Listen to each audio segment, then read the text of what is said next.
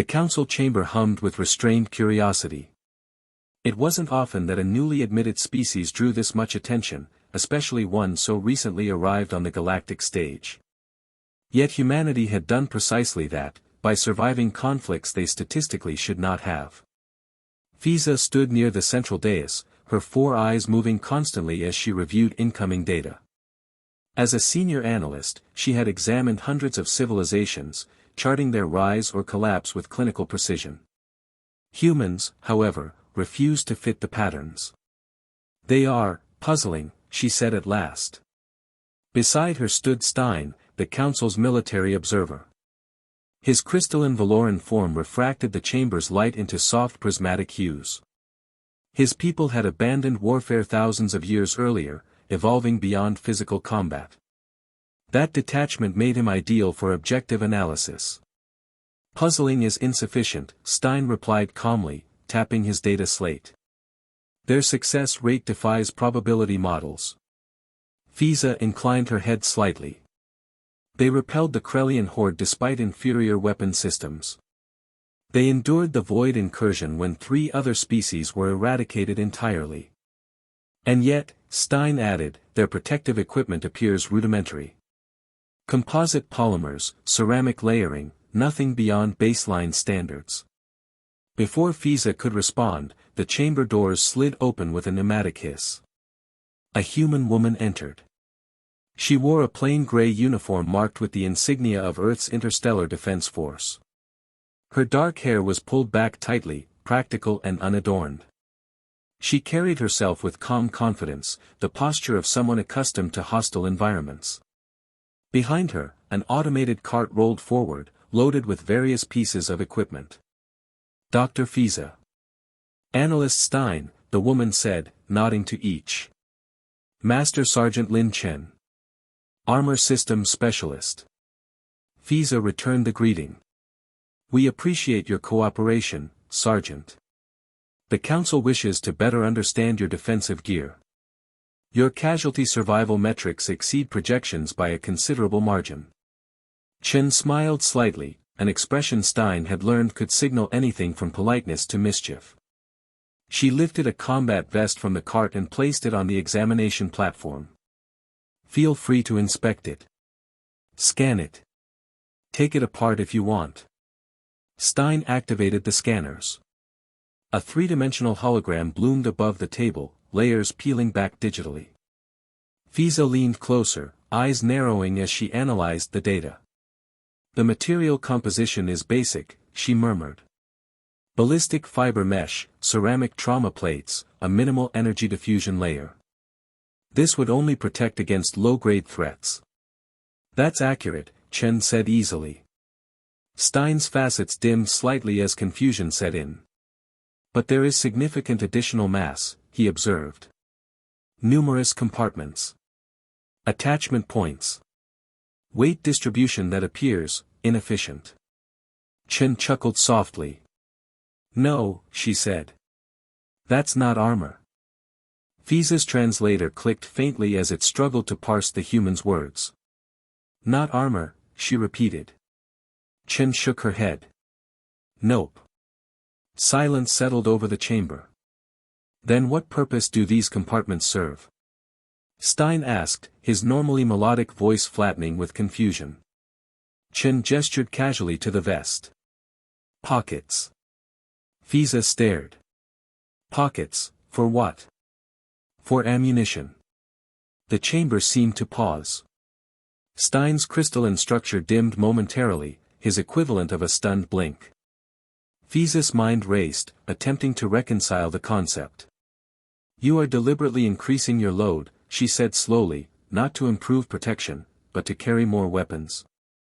"More rounds," Chen corrected. "But why?" Fiza pressed. "Your armor provides limited survivability. A plasma strike or precision kinetic impact could penetrate it. Would it not be wiser to invest in stronger shielding or lighter mobility systems?" Chen's expression shifted, humor fading into something more serious. She moved around the table, pointing to various sections of the vest. 6 rifle magazines here. Grenades here, fragmentation and smoke. Sidearm mags on the flank. Medical supplies. Water. Rations. Chem lights. Spare batteries. Breaching charges. Stein absorbed this silently. "You are planning for prolonged engagement," he said at last. "Exactly.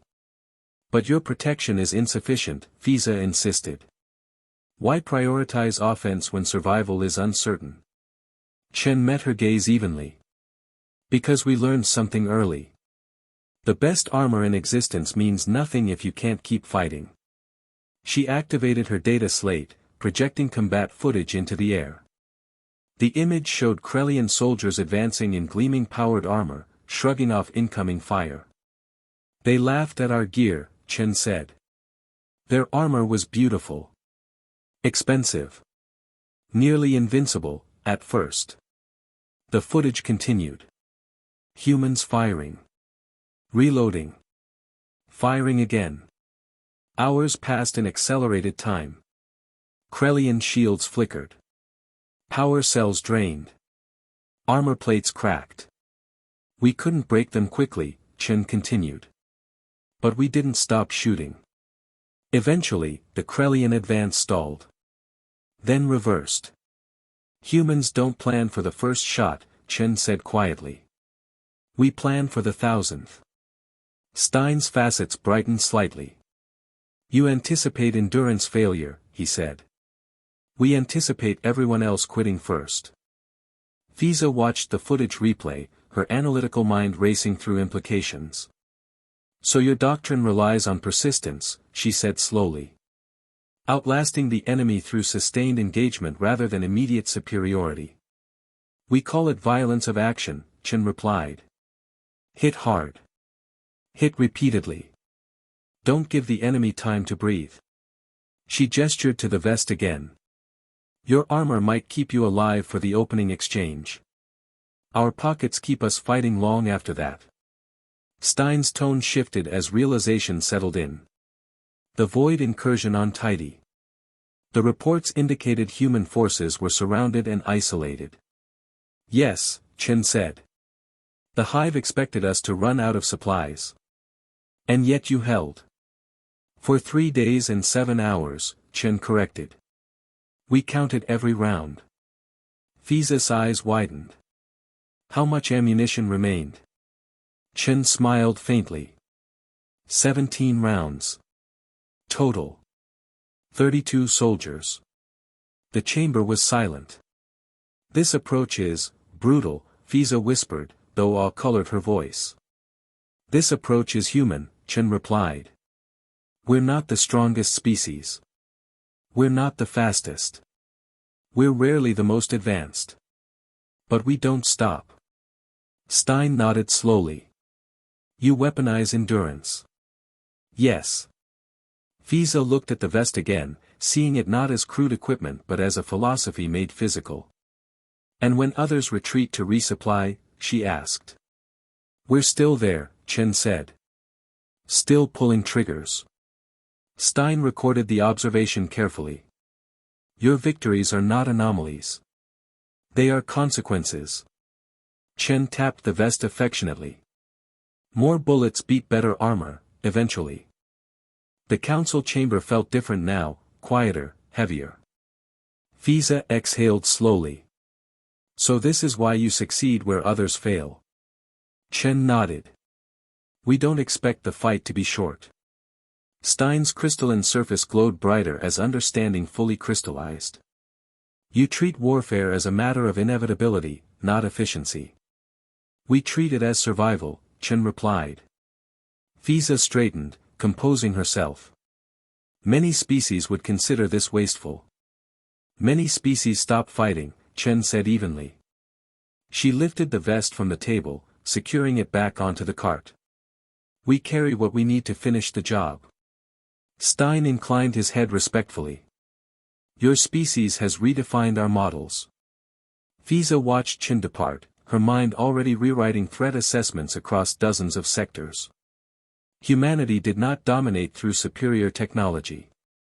They dominated through refusal. Through preparation for the longest possible fight. Through pockets.